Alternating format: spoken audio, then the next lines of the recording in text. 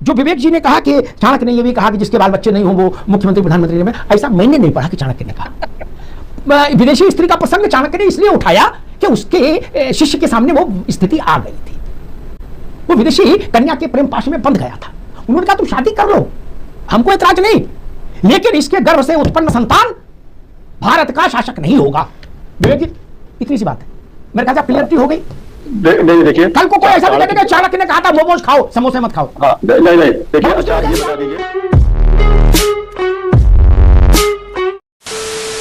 नमस्कार दोस्तों, स्वागत है आपका दफा डिबेट और अमिताभ अग्निहोत्री जी की बहुत ही जबरदस्त और बहुत ही धमाकेदार डिबेट वीडियो में लोकसभा स्पीकर ओम बिरला जी के खिलाफ अविश्वास प्रस्ताव लाया गया और उस पर दोस्तों डिस्कशन शुरू हो गई। तो दोस्तों आपको पता है कांग्रेस के पास और विपक्षों के पास गिनती के वोट नहीं जिससे वो जीत पाए और ओम बिरला जी के खिलाफ वो अविश्वास प्रस्ताव को पूरी तरह से पारित कर सके। इनको पता है दोस्तों इनकी हार होनी तय है, इसलिए दोस्तों इन्होंने पूरी कोशिश की कि ये वार्ता किसी तरह से पूरी न हो और इसमें अड़ंगा ये डाल सके। तो दोस्तों इन्हीं मुद्दों को लेकर ये डिबेट भी हो रही है। डिबेट में दोस्तों आए हैं विवेक नारायण जो कांग्रेस पार्टी के प्रवक्ता है। दोस्तों इनकी बातें कुछ ऐसी रहती है कि इनकी बातों की वजह से ही इनके नेताओं को बहुत किरकिरी झेलनी पड़ती है। तो दोस्तों इस डिबेट में भी इन्हीं विवेक नारायण ने ऐसी बातें कह दी कि दोस्तों कांग्रेस पार्टी और खासकर राहुल गांधी जी के खिलाफ अमिताभ अग्निहोत्री जी को बहुत ही मुद्दे मिल गए जो अमिताभ अग्निहोत्री जी ने राहुल गांधी जी की धज्जियां उड़ा दी इस डिबेट में। दोस्तों बहुत ही इंटरेस्टिंग बहुत ही मजेदार डिबेट वीडियो है, सच कहता हूँ अंत तक देखिए आपको बहुत आनंद आ जाएगा।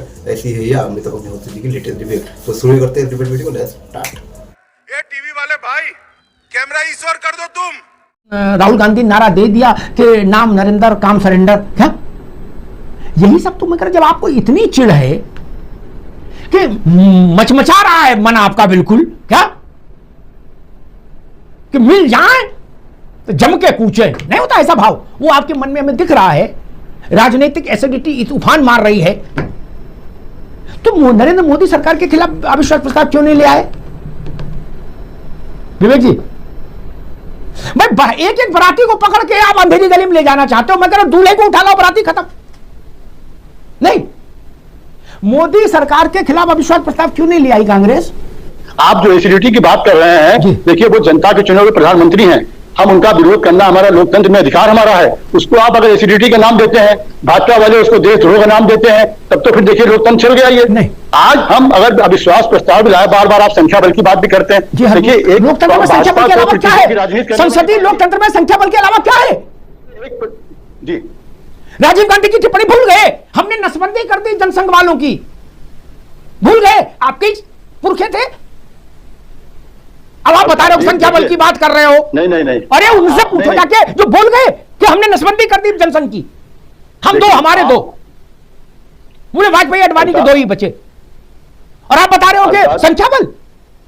विवेक भाई, पुरखों का लिहाज तो करो, आपके पुरखे प्रतापी रहे हैं, उजाने क्या क्या कौतुक कर गए।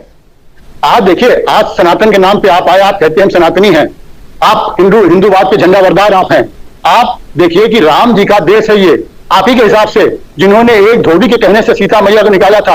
आज विपक्ष के पास संख्या बल नहीं है, ठीक है आपकी बात बिल्कुल सही है, लेकिन आप यहाँ की बात कर रहे हैं, इनके कहने से सत्ता छोड़ना, ऐसा कह रहे हो? हम महाराज किस दुनिया में हो? दायित्व हमारा है, किस दुनिया में हो? जनता के लिए विरोध कर रहे हैं, तो इसलिए इसको ये एक विरोध होता। आज देखिए अगर भाजपा सुशासन की बात करती है, नैतिकता की बात करती, तो आज विधानसभा का लोकसभा के जो स्पीकर। ठीक है विवेक जी, ठीक, अभी रुकना होगा। वो अरे रुको भाई, रामचरितमानस के प्रसंग बड़े याद आ रहे हैं कांग्रेस को। अभी रुक जाओ विवेक जी, रामचरितमानस के बड़े प्रसंग याद आ रहे हैं। करे धोबी कहने से सीता जी को निकाल दिया था। वो चाह ये रही कि कांग्रेस कि हमको धोबी मान लो और छोड़ दो कुर्सी, चाहना ये उसके दिल में गुदगुदी इस बात से है। मैं एक बात याद दिला दूं, विवेक जी रुक जाओ, बहुत अच्छी बात बता रहा हूं, आपका भी कुछ उससे लाभ होगा, आगे चैनल्स पे जाओगे बहस में। तो बोफोर्स के घपले घोटाले में राजीव गांधी नेम्ड हुए, क्वात्रोची का नाम आया, सोनिया जी का लिंक जोड़ा गया, इटली कनेक्शन, हंगामा हुआ, धैतेरे की हुई पूरे दुनिया भर में। एक जेपीसी बनी, joint parliamentary committee, V Shankaranand के, मेरे ख्याल से शंकरानंद की अध्यक्षता में बनी। कांग्रेस की सरकार थी तो कांग्रेस का बहुमत था जेपीसी में। जेपीसी ने रिपोर्ट घोरमाठा कर दी। अशोक जी आप भी सुनिएगा, क्या? क्योंकि करना ही था भाई, कांग्रेस की मेजॉरिटी थी जेपीसी में। उन्हें घोरमाटा कर दी। जब वो रिपोर्ट आई तो उस रिपोर्ट के ऐसे ऐसे पन्ने विपक्षी सांसदों ने लोकसभा के भीतर ऐसे ऐसे उछाल दिए। क्या? और नारा लगा, गली गली में शोर है, आगे हम नहीं बोलेंगे। राजीव गांधी ने तब भी कुर्सी नहीं छोड़ी, तभी नहीं छोड़ी। सारे विपक्षी इस्तीफा दे गए। अरे रुक जाओ साहब, रुक जाओ, हमें अवसर नहीं मिलेगा ना। सारे विपक्षियों ने इस्तीफा दे दिया राजीव गांधी के खिलाफ। कांग्रेस ऐसा हिम्मत तो जुटाए जैसा राजीव गांधी के खिलाफ विपक्ष ने जुटाई थी। अखिलेश यादव को राजी करो, ममता बनर्जी को राजी करो, और राहुल गांधी के नेतृत्व में जितने आप हो, 140, 118, 20, 28, 30 जितने हो, सब इस्तीफा दो, तो मैं मानूंगा कि हां अब कुछ मामला गंभीर हुआ। भरे पेट पे व्रत रहने का नाटक ना करो महाराज, ना, इस्तीफा दो। एक तो चाणक्य के नाम पर भी इस देश में इतना फर्जीवाड़ा है। 3 चीजों के नाम पर बहुत फर्जीवाड़ा है। शास्त्रों में कहा गया है, नाम पूछ लो किस शास्त्र में कहा गया तो पसीना आ जाएगा। झोंक दिया भट्टी, शास्त्रों में कहा गया। अरे किस शास्त्र में कहा गया भाई? बहुवचन में तो कहा नहीं गया होगा, शास्त्री नहीं पता। दूसरा, संविधान कहता है, संविधान पढ़ा नहीं, संविधान रेले रहो, गुरु ने बता दिया कान में, बोले नेतागिरी करनी, बोले संविधान बोलते रहना। कोई कहे सब्जी महंगी हो गई, बोले संविधान पे हमला, बोले टमाटर सस्ता हो गया, बोले संविधान पे हमला, बोले प्याज ठीक नहीं आ रहा, बोले संविधान पे हमला, बोले संविधान पकड़े रहना। और तीसरा, चाणक्य ने कहा है। कहां कहा है? पढ़े हैं? कोई नहीं। और चौथा, मनुस्मृति। जिन्होंने मनुस्मृति पढ़ी नहीं वो सबसे ज्यादा वाचाल हो गए मनुस्मृति पर। इस देश का दुर्भाग्य है। अभी 1 to 1 पूछ ले, मनुस्मृति कितने श्लोक हैं उसमें, नहीं बता पाएंगे, पढ़ी नहीं, मतलब ही नहीं। अपने कोर्स की किताब तो पढ़ी नहीं, मनुस्मृति का खत पढ़ेंगे है? लेकिन भाषण ऐसा ऐसा ऐसा ऐसा, दैया रे दैया, बाबा रे बाबा, क्यों? सोचना चाहिए ना। खैर, जो विवेक जी ने कहा कि चाणक्य ने यह भी कहा कि जिसके बाल बच्चे नहीं हो वो मुख्यमंत्री प्रधानमंत्री में, ऐसा मैंने नहीं पढ़ा कि चाणक्य ने कहा। विदेशी स्त्री का प्रसंग चाणक्य ने इसलिए उठाया कि उसके शिष्य के सामने वो स्थिति आ गई थी। वो विदेशी कन्या के प्रेम पाश में बंध गया था।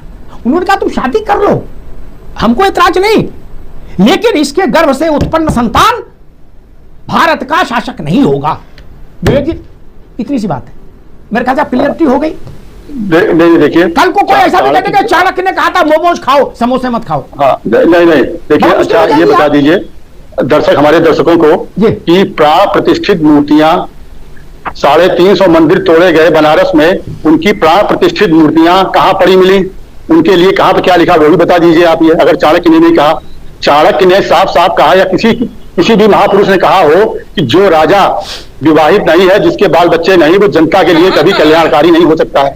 दूसरी बात और सुन लीजिए आप, कि भीष्म पितामह ने समय में थे तो भीष्म पितामह ने कहा। विवेक जी ने बड़ी चतुराई से कुछ विपरीत गामी चीजों के सिरे एक से जोड़ दिए। मैंने सिर्फ ये कहा था कि राहुल जी ने उनको ये ज्ञान की अनुभूति कहां और कैसे हुई कि भारत के मंदिरों में विराजित जितने भी शिव विग्रह हैं, अव्वल तो मूर्ति और विग्रह में अंतर नहीं पता होगा 99% आदमी को। क्या मैं बता दे रहा हूं, आज जिंदगी भर गांठ बांध लेना, सबके काम आएगा। मूर्ति किसी की भी हो सकती है, मुलायम सिंह जी की भी मूर्ति है, विवेक नारायण अपनी लगवा सकते हैं कन्नौज में। विग्रह सिर्फ देवताओं का होता है, यह अंतर समझ लो। लेकिन शास्त्रों में कहा है, अरे शास्त्र देखे नहीं फोटो में, शास्त्रों में कहा है। अब पूछ रहे कितने शास्त्र हैं, तो क्या जवाब दोगे? लेकिन खैर, राहुल जी ने कहा भारत के मंदिरों में जो मूर्तियां हैं उनको तो विग्रह मूर्ति में क्या अंतर पता होगा, राहुल जी को तो नहीं पता हो सकता। मैं इसलिए मैंने कहा उनके लिए भी विशेष जानकारी। तो उन्होंने कहा वो सब पावरलेस हैं। हजारों साल से बांके बिहारी की देहरी पर करोड़ों लोग माथा पटक रहे हैं, वो पावरलेस है। और राहुल गांधी के पास पावर है जो 100 चुनाव हार गए। ऐसी भाषा कोई बोलता है क्या यार, जिसको राजनीति करनी है देश में? कि डॉक्टर ने बताया था आपको, ऐसा बोलोगे मूर्तियां पावरलेस हैं, मंदिरों में लोग लड़की छेड़ने जाते हैं और चप्पल चोरी करने जाते हैं, ऐसी बातें क्यों बोलते हो? अशोक यादव जी, इस्लाम के लिए ऐसी बात कोई बोल सकता है? आपके इंडिया अलायंस में कोई माई का लाल ऐसा सूरमा पैदा हुआ है क्या कि मस्जिदें पावरलेस है, कुरान पावरलेस है?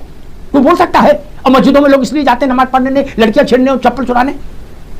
आपके अलायंस का सबसे बड़ा नेता हिंदुत्व के लिए बोल चुके हैं आप लोगों के मन में कभी बेचैनी नहीं होती कि राजनीति गई चूल्हे में ऐसी बात स्वीकार नहीं करेंगे? कभी नहीं लगता आप लोगों को? मंदिर आपके भी हैं, वो केवल भाजपा के नहीं ना। कभी आप लोग कड़क आवाज में नहीं बोलते कि व्हाट नॉनसेंस, कैसे बोला ये? अरे पार्टी आएंगी जाएंगी, चुनाव हारे जीते जाएंगे यार। हमारे भगवानों को लांछित करोगे, मंदिर को लांछित करोगे। टीले वाली मस्जिद के लिए ऐसा बोल सकते हैं, अजमेर के लिए ऐसा बोल सकते हैं, चरारे शरीफ, हरारे शरीफ, गरारे शरीफ किसी के लिए बोल सकते हैं क्या अशोक जी? मुझे लगता है कि राहुल गांधी जी अभी किसी का काम नहीं लगा पाए अपने राजनीतिक जीवन में। सब उन्हीं का काम लगा गए, वो किसी का नहीं लगा पाए अभी तक ना। अगर काम लगाने की सलाहियत होती, मेरी बात से अशोक जी भी सहमत होंगे, अगर काम लगाने की सलाहियत होती तो भाजपा के नहीं लगा देते। 100 चुनाव क्यों हारते? 50-50 तो स्कोर होता कि 50 हारे 50 जीते। इसलिए उनको इस चक्कर में नहीं पड़ना चाहिए काम लगाने वाले।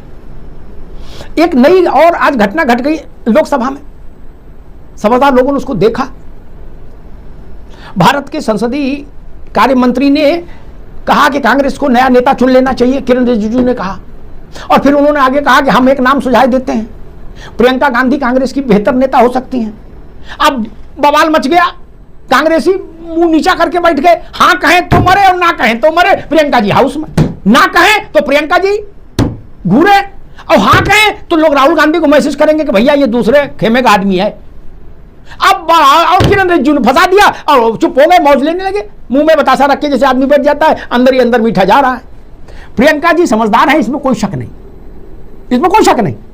अशोक जी वो समझ गए कि माहौल खराब है, इसका झमेला पार्टी से लेके परिवार तक जाएगा। ये जो चिंगारी जली है, अनार फूटा है, वो खड़ी हो गई हाउस में। और उन्होंने राहुल गांधी को देश में सबसे बड़े जुझारू हैं, निर्भीक योद्धा हैं, ब्ला ब्ला ब्ला करके उन्होंने 5-7-10 लाइनें कहीं नहीं पड़ी उनको, ताकि कल को कोई ये ना आरोप लगाए कि प्रियंका जी के लिए जब किरण रिजिजू ने कहा कि ये बेहतर नेता हो सकती है राहुल गांधी से, तो वो मुस्कुरा रही थी। उन्होंने कहा ऐसा ना हो कि राहुल के जितने लोग हैं वो हमारे पीछे लग जाए। ये था। और भारत में बहुत सारे लोग हैं जो ये कहते हैं कि प्रियंका गांधी राहुल गांधी से बेहतर हो सकती है, लेकिन कांग्रेस तो इस विषय पर विचार नहीं कर सकती है।